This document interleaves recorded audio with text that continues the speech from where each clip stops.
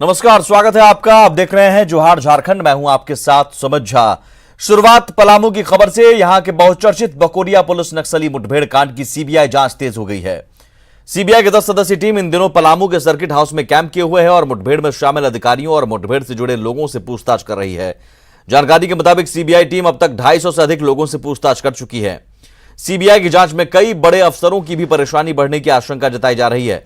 वहीं बकौरिया कांड में प्राथमिकी दर्ज करने वाले तत्कालीन सब इंस्पेक्टर मोहम्मद रुस्तम को भी सीबीआई ने सरकारी गवाह बना लिया है।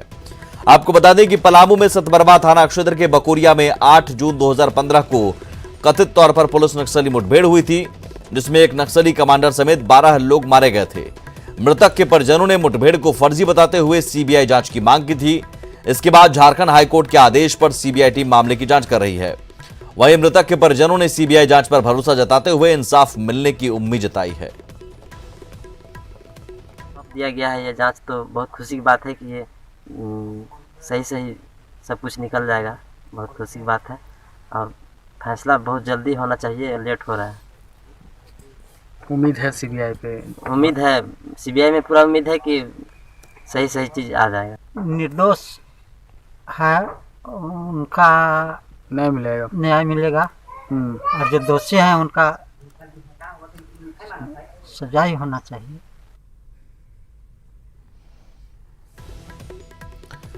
तो ये दो तस्वीरें 2015 में जब एनकाउंटर हुआ उस वक्त की तस्वीरें भी आप देख रहे हैं और अब सीबीआई ने जांच तेज कर दी है उस एनकाउंटर की मामले की। कई अधिकारी भी इसमें नप सकते हैं, सवालों के घेरे में है। 8 जून 2015 को मुठभेड़ हुई थी और 12 नक्सलियों के मारे जाने का दावा किया गया था, लेकिन परिजनों ने बताया कि यह मुठभेड़ फर्जी थी और वो नक्सली नहीं थे। जिसके बाद हाईकोर्ट मामला गया और आदेश के बाद अब सीबीआई जांच में जुट गई है। लगातार पूछताछ की जा रही है। धनबाद के बाघमारा से बीजेपी विधायक ढुल्लू महतो को पुलिस की 7 टीमें तलाश रही हैं। धनबाद कोर्ट से गिरफ्तारी वारंट जारी होने के बाद से ही ढुल्लू महतो फरार है। झारखंड पुलिस की 7 टीमें पश्चिम बंगाल, बिहार, दिल्ली समेत कई राज्यों में ढुल्लू के ठिकानों पर छापेमारी कर रही है। बता दें कि 19 फरवरी को ढुल्लू के खिलाफ गिरफ्तारी वारंट जारी किया गया था। धनबाद के बाघमारा के बाहुबली विधायक ढुल्लू महतो की लगातार मुश्किलें कम होने का नाम नहीं ले रही है और इस वक्त में धनबाद पुलिस लगातार उनकी गिरफ्तारी के लिए पूरे देश भर के अगर कहें तो 4 राज्यों में, मसलन इस वक्त में पश्चिम बंगाल, बिहार, झारखंड और दिल्ली सहित 11 ठिकानों पर उनकी तलाशी कर रही है। हालांकि विधायक ढुल्लू महतो पिछले बुधवार को जब उनके चिटाही स्थित आवास पे छापेमारी हुई उसके बाद से ही फरार बताए जा रहे हैं। उनका लास्ट लोकेशन जो है वो पश्चिम बंगाल के पुरुलिया में बुधवार को बताई जा रही है। उसके बाद अता पता नहीं चल पाया है। ये कहा जा रहा है कि ढुल्लू महतो जो है वो अब सरेंडर भी कर सकते हैं, लेकिन सरेंडर करने से पहले वो पूरी तैयारी कर रहे हैं। 3 मामले हैं जो जिस पर कहें कि उनको सबसे ज़्यादा परेशान कर रही है। उसमें सबसे बड़ा मामला जो है वो है कि महिला नेत्री के साथ यौन शोषण का मामला, जिस पर कल धनबाद कोर्ट में सुनवाई होना है। बाघमारा विधायक ढुल्लू महतो की ओर से अग्रिम जमानत के लिए यहाँ जो है फाइल की गई है। एक मामले में सुभाष राय वाला मामले में उनको जमानत मिल चुकी है और एक तीसरा मामला जो आउटसोर्सिंग से जुड़ा हुआ है उस मामले में अगर कहें तो वो जमानतीय धारा वाला है। जो सबसे बड़ा उनको परेशान कर रहा है वो है डोमन महतो का केस, जिस मामले में पुलिस उनको वारंट लेकर खोज रही है। फिलहाल इस मामले में जब हम धनबाद के ग्रामीण एसपी जो है उनसे बात करने की कोशिश की है, अमित कुमार रेणु से, तो वो इस मामले पर फिलहाल कुछ भी बोलने से परहेज कर रहे हैं। दरअसल धनबाद की बाघमारा मामले में पुलिस जो है अपना साख बचा रही है, क्योंकि ये सभी मामले 1 साल से लेकर 1.5 साल पुराने मामले हैं और ऐसे में पुलिस को भी पता है कि पहले जो है इस मामले पर वो कुंडी मार कर बैठी रही, कोई कार्रवाई नहीं की। जब सरकार बदली है तब जाकर ये सभी कार्रवाई करने के लिए बाध्य हुए हैं। प्रशासनिक कार्रवाई जरूर जो है बाघमारा विधायक ढुल्लू महतो के लिए मुश्किलें बढ़ा रही है। यानी उनकी कभी भी या तो गिरफ्तारी हो सकती है या फिर वो कोर्ट में सरेंडर कर सकते हैं। कैमरामैन सारनाथ के साथ अभिषेक कुमार, न्यूज़ 18 धनबाद। रामगढ़ पुलिस ने झारखंड बंगाल के बॉर्डर पर बरलंगा थाना क्षेत्र में 3 एकड़ में लगी अफीम की खेती नष्ट कर दिया है। कार्रवाई में मुख्यालय डीएसपी समेत 3 थानों की पुलिस शामिल थी। चोरी छिपे झारखंड में अफीम की फसल लहलहाती रही। हालांकि सूचना के बाद पुलिस कार्रवाई भी करती है, लेकिन नशे की खेती पर लगाम नहीं लग रही है।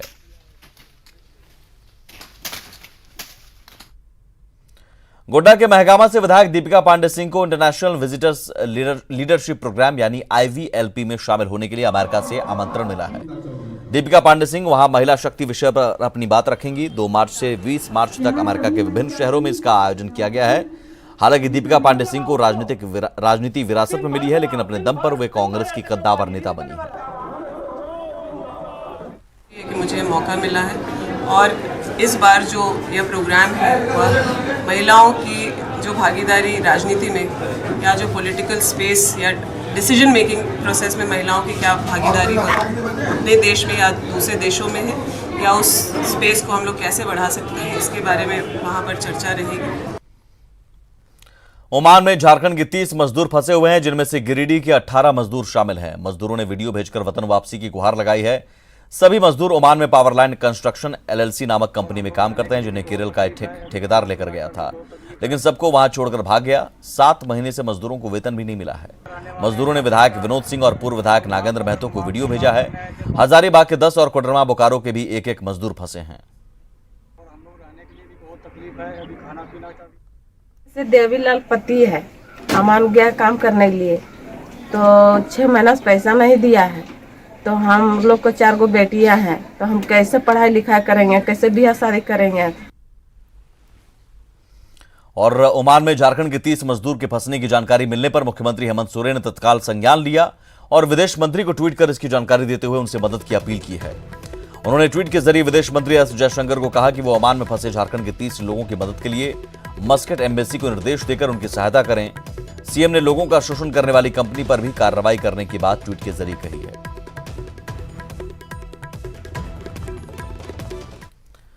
गुमला की 4 बॉक्साइट खदानों को हेमंत सरकार ने चालू करने का फैसला लिया है। इसकी नीलामी के लिए पहल तेज कर दी गई है। कंपनियां माइंस खरीदकर बॉक्साइट का खनन करेंगी। सरकार के इस फैसले से न सिर्फ राजस्व बढ़ेगा, बल्कि हजारों स्थानीय लोगों को रोजगार भी मिलेगा। सरकार ने गुमला जिले की 4 बॉक्साइट माइंस चिरोपाट, धुरवापाट, दूधापाट और लोधापाट की नीलामी कर उसे चालू कराने की पहल शुरू कर दी है और सरकार के इस फैसले से इन इलाकों के लोगों में खुशी है। बॉक्साइट की जो बंद पड़ी खदान है उन्हें चालू करने का निर्णय लिया है, तो इससे हमारा जो है रोजगार जो है वो स्थापित होगा। यहाँ पे लोगों को रोजगार मिलेगा। अभी बंद जो खदान थी जिसके चलते बहुत सारे जो लोग हैं वो अन्य राज्यों में पलायन कर गए हैं। सरकार के इस फैसले से हम लोग सभी ग्रामीण काफ़ी खुश हैं। बॉक्साइट का जो है डिसीजन जो लिया है यहाँ पे कि बहुत बड़ा कंपनियां सब आएगी यहाँ पे और हम लोग को रोजगार मिलेगा। स्थानीय लोगों को रोजगार के साथ 4 बॉक्साइट माइंस की नीलामी कर सरकार 4200 करोड़ का राजस्व भी हासिल करेगी।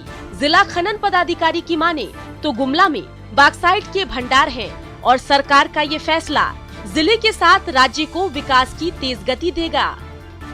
एक तो सरकार को राजस्व मिलेगा, उससे संबंधित अन्य मद जैसे DMFT उसमें भी फायदा होगा। साथ साथ स्थानीय लोगों को रोजगार भरपूर मात्रा में मिलेगा। रोजगार यदि सबको मिला तो जीवन स्तर में सुधार होगा।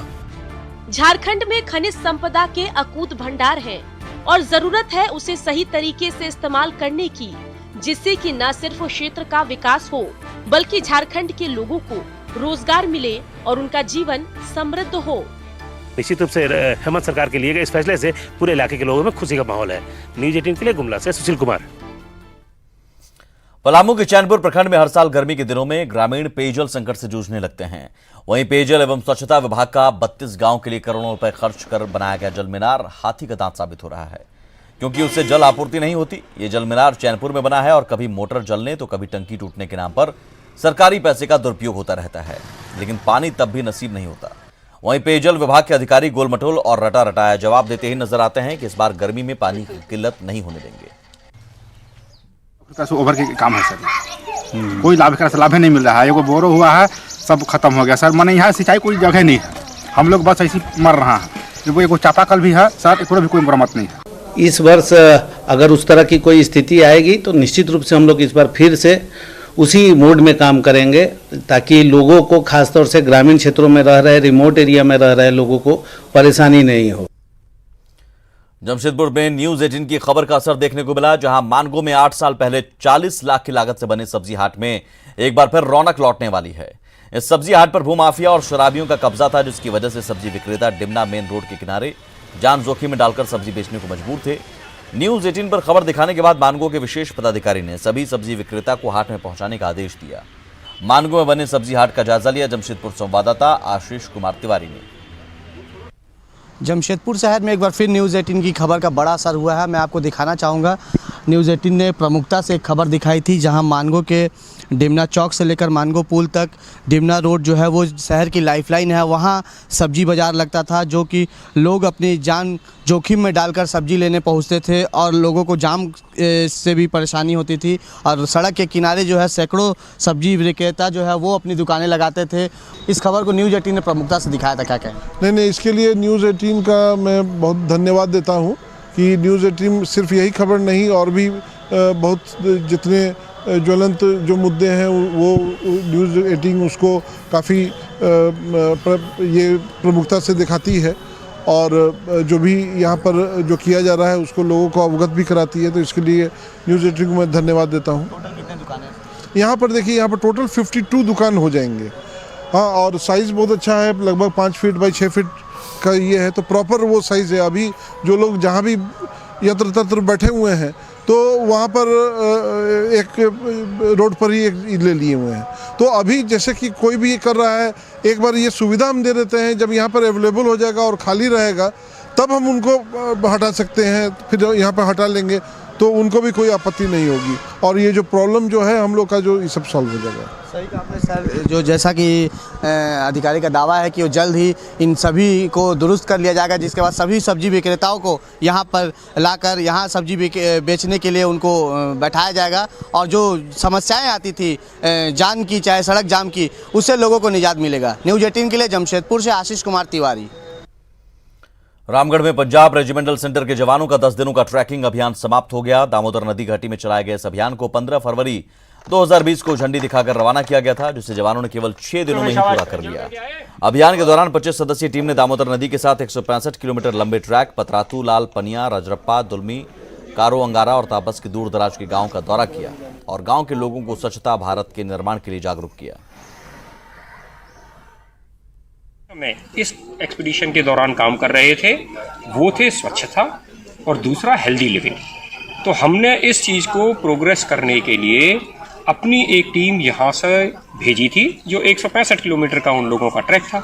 और ये जो ट्रैक था ये आमतौर पर दामोदर नदी के किनारे किनारे पर था। जो स्वच्छ भारत अभियान को बढ़ावा देते हैं, साथ में लोगों में जागरूकता काफ़ी थी। हम पहुँचे उसके पहले ही लोग काफ़ी जागरूक थे कि एक्सपीडिशन चल रहा है, और इसके अलावा लोगों में और बच्चों में खासकर ये था पॉजिटिव उनकी तरफ से रिस्पांस की जो स्वच्छता है उसको टॉप प्रायोरिटी देनी है अभी के माहौल में, और आगे के लिए भी, क्योंकि उनकी ज़मीन है, उनका इलाका है, तो उन्हीं के लिए फ़ायदेमंद है ये। जमशेदपुर में बिल्डी क्लब के पास माउथ ऑर्गन बजाते दिव्यांग आनंद राव को रोजाना लोग देखते हैं। 5 साल पहले एक्सीडेंट के बाद उनका एक पैर खराब हो गया था। हर दिन वे साइकिल के सहारे आते हैं और माउथ ऑर्गन बजाकर लोगों से मदद मांगते हैं। विशाखापत्तनम के रहने वाले आनंद सोनारी में परिवार के साथ रहते थे, लेकिन किसी कारणवश उनके घरवाले उन्हें छोड़कर चले गए। नौकरी छूटने के बाद आनंद साकरी के भूतनाथ मंदिर में रहते हैं। आनंद की इच्छा कि उन्हें एक छोटा सा आसरा मिले ताकि वो बच्चों को संगीत सिखा सके। दिव्यांग आनंद से बात की जमशेदपुर संवाददाता अन्नी अमृता ने।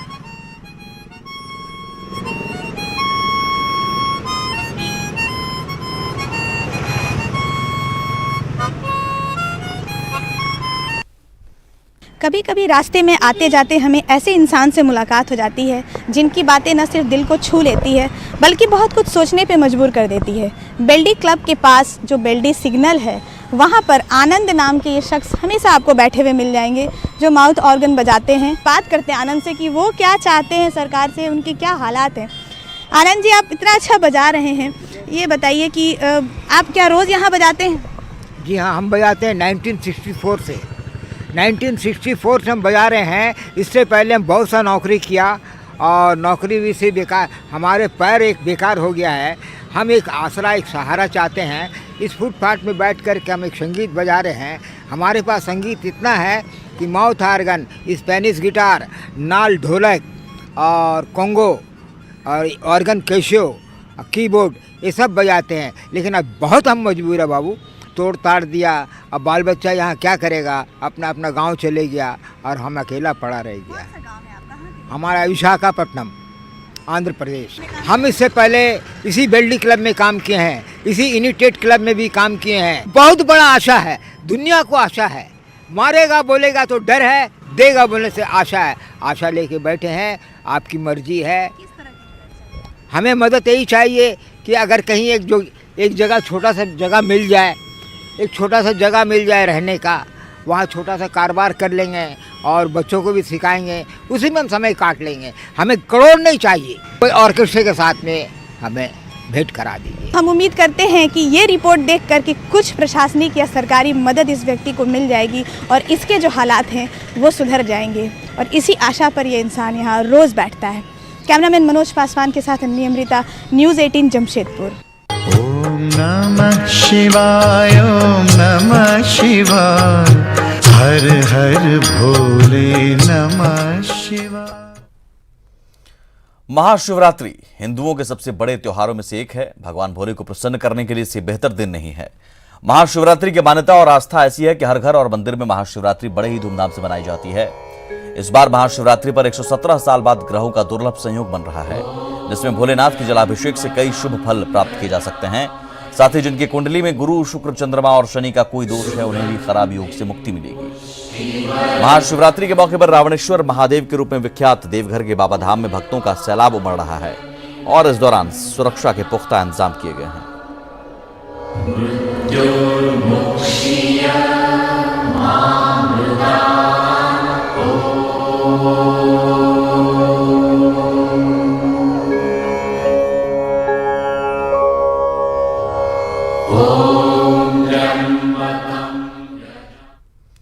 महाशिवरात्रि के शुभ अवसर पर कोयलांचल धनबाद के सभी शिवालयों में भक्तों की भीड़ देखी जा रही है।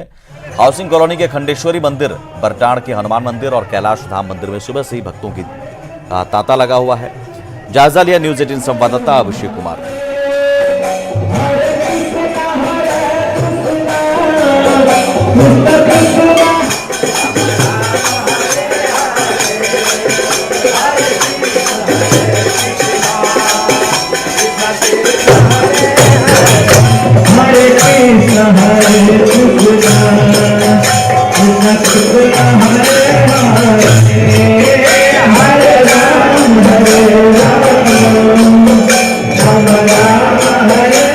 महाशिवरात्रि के अवसर पर कोयलांचल धनबाद के शिवालयों में भक्तों की भीड़ उमड़ी हुई है और हम इस वक्त पहुंचे हैं बरटाड़ के स्थित जो है हनुमान मंदिर में, जहां देखिए कि काफी संख्या में जलाभिषेक के लिए यहां पे महिलाएं पहुंची हुई हैं, युवतियां पहुंची हुई हैं और यहां पे लगातार भक्तों का आने का जो सिलसिला है वो जारी है।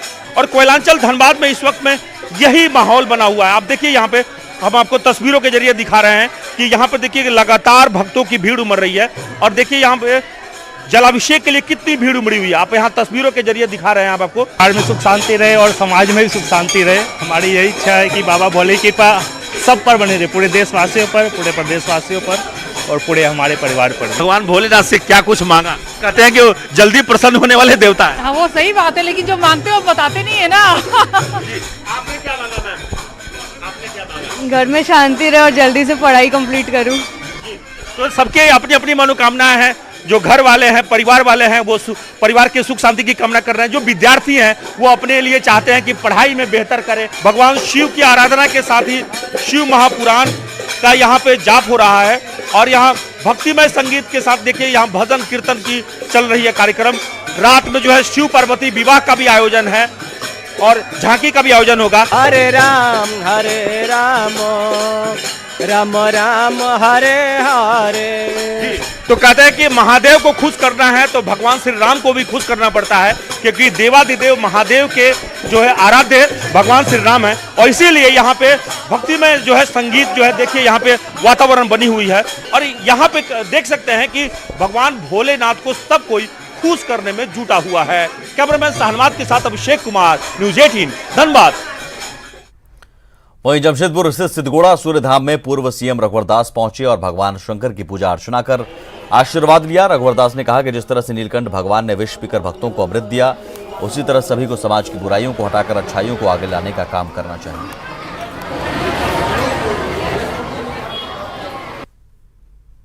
भगवान शिव एक ऐसे भगवान है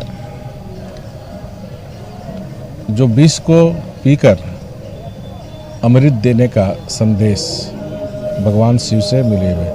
तो जो समाज की जितनी भी बुराइयां विष है, जो हमारे परिवार के अंदर हो, घर के अंदर हो, समाज के अंदर, हम विष को पीकर समाज में अमृत देने का काम करें, परिवार में अमृत देने का काम करें, ताकि एक सुखी संपन्न परिवार, सुखी संपन्न समाज का निर्माण हो सके। चतरा में